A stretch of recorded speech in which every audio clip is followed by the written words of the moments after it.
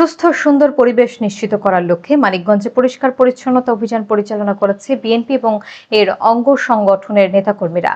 জনসচেতনতা বৃদ্ধির এই কর্মসূচিতে শহরের বিভিন্ন গুরুত্বপূর্ণ স্থানের ময়লা আবর্জনা অপসারণ করা হয়। বিস্তারিত দেখুন মোহাম্মদ আজহার হোসেনের তথ্যচিত্রে। একটি পরিচ্ছন্ন এবং বাসযোগ্য শহর গড়ায় প্রত্যয় নিয়ে মানিকগঞ্জে ব্যতিক্রমী কর্মসূচি পালন করেছে বিএনপি, যুবদল, স্বেচ্ছাসেবক দল এবং ছাত্র দলের নেতাকর্মীরা।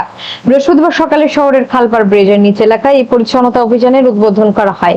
এ সময় ঝাড়ু এবং বেলচা হাতে নেতাকর্মীরা রাস্তার দুপাশের ময়লা আবর্জনা পরিষ্কার করেন এবং ডাস্টবিনে অপসারণের ব্যবস্থা করেন।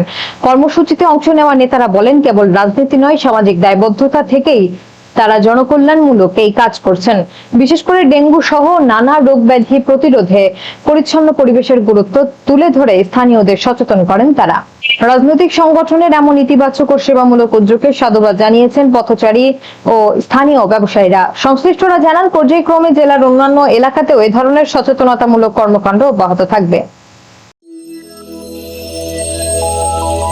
নিউজ প্রতিদিন, সব সময়, সবখানে।